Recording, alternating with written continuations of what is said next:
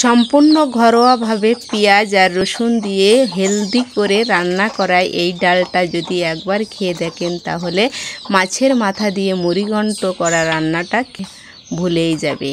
আর পেঁয়াজ রসুন দিয়েই শুধু আমি এই কচুর ডাগাটা রান্না করেছি, যেটা খেতে খুবই স্বাদের হয়। দেখতে থাকুন। নমস্কার বন্ধুরা, চলে এলাম রান্নাঘরে শর্মা কিচেনে। সবাইকে স্বাগত। আজ আমি কচুর ডাগা আর সাথে ডাল রান্না করব। পেঁয়াজ রসুন দিয়ে রান্নাটা করব সম্পূর্ণ ঘরোয়া ভাবে, কিন্তু খেতে দুর্দান্ত লাগে। একবার খেলে বারবার খেতে চাইবে। চলুন তাহলে দেখে নেওয়া যাক কিভাবে আমি রান্নাটা করি। রান্নাটা শুরু করার আগে অনুরোধ রইল, যারা আমার চ্যানেলে নতুন আছেন সাবস্ক্রাইব করে আমার পাশে থাকুন, পাশে থাকা বেল আইকনটা প্রেস করুন, তাহলে প্রথম নোটিফিকেশনটা চলে যাবে আপনার কাছে। নিজের হাতে লাগানো কচু, খুবই মিষ্টি এই কচুর ডাগাটা। এই ডাগাটা রান্না করব, এই জন্য আমি তুলে নিয়ে এলাম। খেতে কিন্তু দারুণ লাগে। সম্পূর্ণ ঘরোয়াভাবে রান্নাটা করব।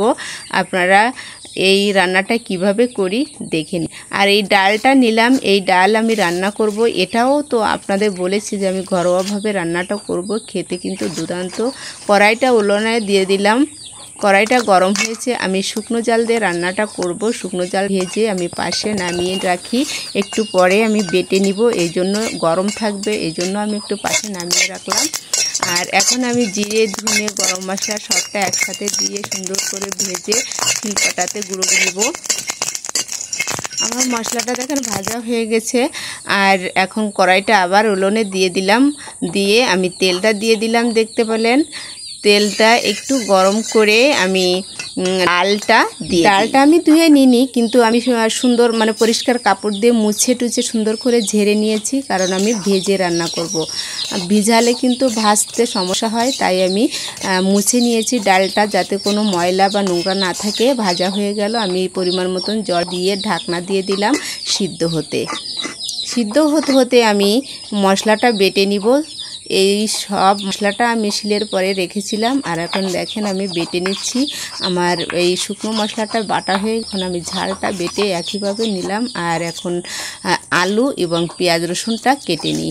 ডালটা সিদ্ধ হতে হতে সব আমার তৈরি করা হয়ে যাবে। আমি আলুটা এইভাবে কুসাটা ছেলে কেটে নিলাম, আর পেঁয়াজ রসুনটা একলে এই বাটিতে কেটে রেখেছি। এটা দিয়ে আমি রান্নাটা করব। আলুটা আলাদা ধুয়ে নিব। আর ডালটা আমার সিদ্ধ হয়ে গেছে দেখেন। এখন আমি এই ডালের ভিতরে দিয়ে দিব। আর একটু গুটিয়ে নিলাম। আমার কিন্তু ডালটা ঘুটা লাগলো না, এমনিতেই সিদ্ধ হয়ে গেছে। আমি আলুটা ধুয়ে এই ডালের ভিতরে দিয়ে দিলাম।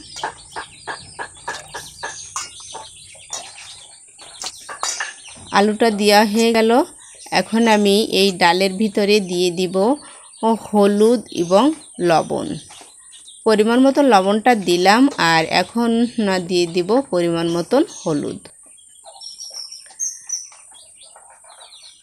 পরিমাণ মতন হলুদটা আমি দিয়ে দিলাম। খুন্তি দিয়ে একটু নাড়িয়ে নিলাম। আর খুন্তি দিয়ে নাড়িয়ে নেওয়ার পরে আমি যে ঝাল বেটে রেখেছি, শুকনো ঝাল গুঁড়ো করে রেখেছি, সেই ঝালটা আমি দিয়ে দেব পরিমাণ মতন। খুব বেশি দিব না, শুকনো ঝালটা পরিমাণ মতন। একটু রঙটা সুন্দর হবে, এই জন্য শুকনো ঝালটা আমি বেটে নিয়েছি। কাঁচা জাল দিয়েও আপনারা রান্না করতে পারেন, সেটাও সুন্দর হয়।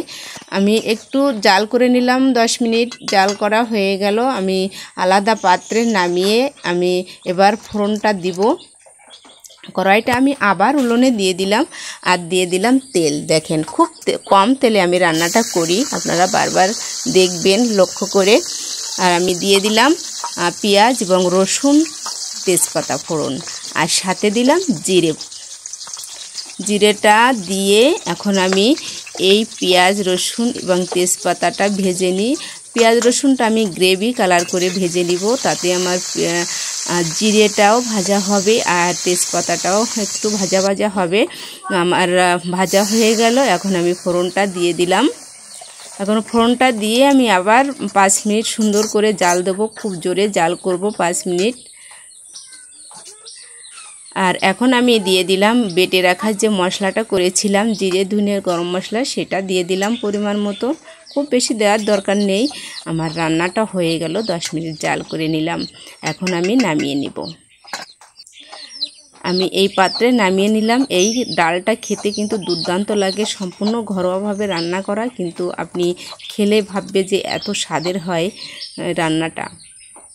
উপরে একটু শুকনো গরম মশলা যে করেছিলাম সেটা দিয়ে দিলাম, মানে পাঁচমিশালি মশলা বলতে পারেন। আমি সব রকমের মশলা একসাথে করেছিলাম, সেটা দিয়ে দিয়েছি। আমি ডাগাটা কেটে নিলাম। পেঁয়াজ রসুনটা আগে থেকেই আমি করে রেখেছি। এখন ডাগাটা দেখেন এভাবে ছেলে নিতে হবে, কুসাটা ফেলে দিলে আর গলাটা কখনো চুলকায় না, তাই কুসাটা ফেলে দিলাম। আর কড়াইটা উনুনে দিয়ে দিলাম পরিমাণ মতন তেল। এখন আমি তেলের ভিতরে দিয়ে দিব পেঁয়াজ রসুন এবং শুকনো জাল, সাথে একটু তেজপাতা দিলাম, ঘ্রাণ হবে খুব, এই জন্য তেজপাতা দিলে একটু ভালো ঘ্রাণ হয়। তেজপাতাটা দিয়ে দিলাম। আর এখন আমি দিয়ে দিলাম গ্রেভি কালার করেই আমি ভেজে নিব, একই রকম গ্রেভি কালার করে ভেজে নিতে হয়। আর এখন আমি কচুর ডাগাটা দিয়ে দিই। কচুর ডাগাটা দিয়ে আমি খুন্তি দিয়ে একটু উল্টিয়ে তলেরটা উপরে আর উপরেরটা তলে এভাবে দিয়ে দিলাম। আর স্বাদ মতন হলুদ এবং লবণটা দিয়ে দিলাম। হলুদ আর লবণটা দিয়েই একইভাবে উল্টিয়ে পাল্টিয়ে উপরেরটা তলে আর তলেরটা উপরে হবে, সেভাবে আমি খুন্তিতে নাড়িয়ে নেড়িয়ে উপর তল করে দিলাম। আর সামান্য একটু জলের ছিটা দিতে পারেন আর নাও দিতে পারেন, কিন্তু এই রান্নাটা করার সময় আগুনটা মিডিয়ামে রাখতে হবে, খুব লো থেকে একটু বেশি এভাবে রেখে ঢাকনা দিয়ে ঢেকে 10 মিনিট রাখলেই কিন্তু এটা গলে যায়। দেখেন আমার কত সুন্দর মানে গলে গেছে। আমি মাঝে একবার খুন্তি দিয়ে একটু নাড়িয়ে দিয়েছিলাম। আর এখন যে রসটা আছে সেটা আমি টানিয়ে নিলাম, মিট করে জাল করে, মানে একটু সময় নিয়ে করতে হয়। আর আমি সেই একই রকমের যে মশলাটা, মানে পাঁচমিশালি মশলা করেছিলাম, সামান্য একটু দিয়ে দিলাম। আমার ডাগা রান্নাটাও কিন্তু হয়ে গেছে, খেতে দুর্দান্ত লাগে। বারবার বলছি, আপনারা এইভাবে রান্না করে খেয়ে আমাকে কমেন্টে বলবেন কত স্বাদের হয়। সম্পূর্ণ ঘরোয়াভাবে রান্নাটা করা, দুর্দান্ত খেতে লাগে। একটু লেবু দিয়ে খেলে বিশাল ভালো লাগে, কি বলবো, জিভে যেন জল এসে যাচ্ছে, এত স্বাদের হয়। আপনারা এভাবে না খেলে বুঝতে পারবেন না কত স্বাদের হয় এই রান্নাটা। খুব হেলদি করে রান্না, আমি সবসময় হেলদি রান্নাটাই করি, আপনাদের সামনে দেখানোর চেষ্টা করি। দেখেন কিভাবে মানে একটু লেবু দিয়ে রসটা দিয়ে মাখিয়ে খেলে মানে খেতে ইচ্ছা করে বারবার, মনে হয় যে এটা দিয়ে আমি ভাতটা পুরো পেট খেয়ে নিই। এখন দেখেন ডাল দিয়ে খেয়ে নিচ্ছি, খুবই স্বাদের হয়েছে।